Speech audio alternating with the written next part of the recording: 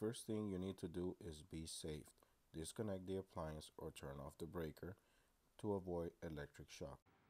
Hello guys, welcome to my channel DIY Repair Now, and today we're going to be working on a Whirlpool Duet. The complaint that we have is that it's not draining the water out. The model number it's on the display, and we're going to go ahead and start by removing the bottom panel to get to the drain pump and find out what is going on. We're going to look for cloggage. We're going to look for anything that it could be blocking the drain pump from draining the water out. However, I can hear the drain pump rattling noise, so we're going to start by checking the water pump, and we're gonna go from there.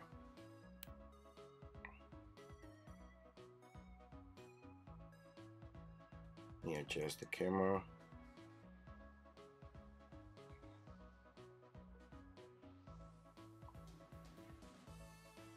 After you remove the bottom panel, just make sure there's no water there. If it is water, go ahead and be prepared for water to spill out. However, at this point I already have removed the 3 screws that holds the motor on the pump, but I'm going to explain to you how to remove it. Three screws that holds the pump, this motor pump in place.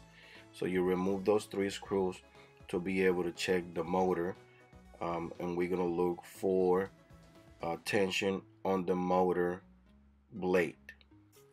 After you got the pump out, you're going to rotate the blade to the left or to the right, and if it doesn't have any tension on it, that means the pump is bad. As you see, this part didn't supposed to come out easy and it looks like it's broken. So we are now going to look for windings, because the motor probably is right. If you want to replace the whole pump, you have to remove the 2 water hoses and release the clamps to be able to remove it from the old water pump housing. In this case, we have this orange male to female adapter there. So we just pull it up, push it back, and it's going to come out of the male housing. And then once you do that, push it towards you, and then it's the 2 legs on the back is going to get come out of the 2 housing. Now in this case, I'm not going to replace the whole pump. I'm going to replace just the motor, because it's more affordable for the customer. And as you see, even this harness works perfect on this motor pump. I don't think Whirlpool sells just the motor, so I'm going to go ahead and put a link on the description of this video if you want to do this repair by yourself, or if you want to go ahead and make this pump work. This is a universal motor pump, and you can get it on Amazon for very cheap. I've been using this pump in Whirlpool's, GE's, Samsung, and I believe it comes with 1-year warranty, and I have no issues whatsoever replacing this pump, because Whirlpool only sell it with the whole housing, which is more expensive. In some cases, I let the customer choose which way he wants to do it. If you want to replace it with the whole housing or just the motor, letting them know that it's an aftermarket motor, but it comes with 1-year warranty. After you go ahead and put the new pump in place, you're going to go ahead and grab your screwdriver and install the 3 screws around the pump. Just go ahead and mark where the screws was before, and just try to install them in the same position. Remember, it goes like in a triangle pattern, one on the right, one on the top, and one on the left. Once you remove the old motor, you're gonna go ahead and see that how the new one's supposed to go. Also, this new pump brings a O-ring, which is like a little gasket. Make sure that gasket is in place once you install the new motor. I think that's one of the reasons why Whirlpool don't sell just the motor anymore, because maybe that ring was getting lost. As you see, it's a ring right there on the floor, and that is the old ring from the old pump. Now remember, if you want to work more freely, you can remove the whole housing. In my case, I'm able to install this motor once the other piece is still on the washing machine, but I put a short footage if you want to go ahead and replace.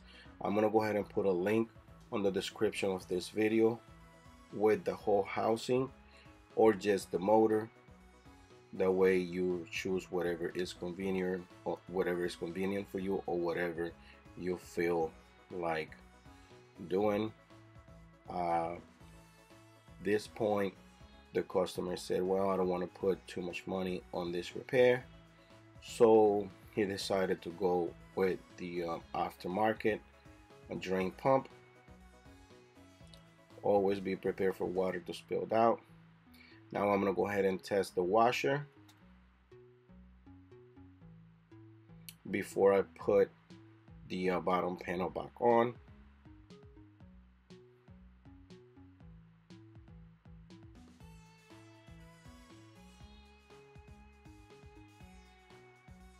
And at this point is water coming in.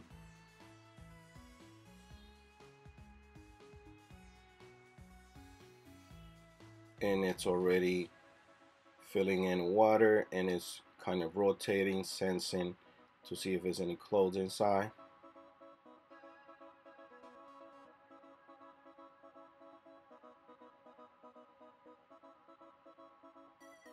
When you looking for replacing a pump, or the washing machine is not draining, you know, it's a lot of videos out there that tells you, oh, go ahead and check for windings, but it's not always has to do with the windings. Sometimes it's the blade that broke inside. Sometimes money gets in the blade and breaks the blade inside the pump housing.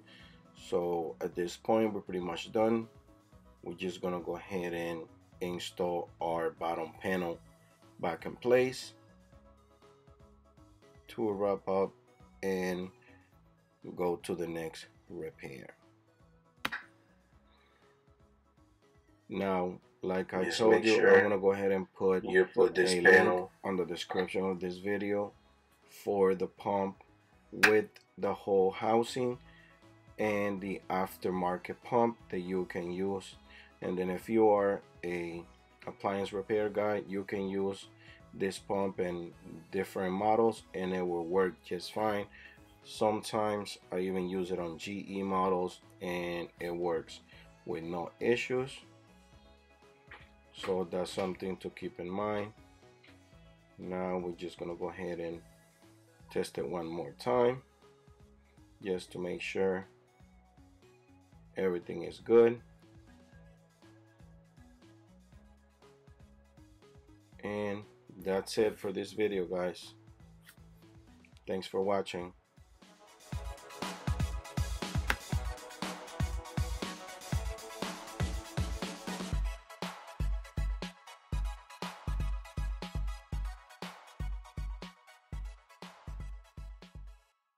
If this video helped you in any way, please give us a thumbs up and subscribe to our channel for future videos.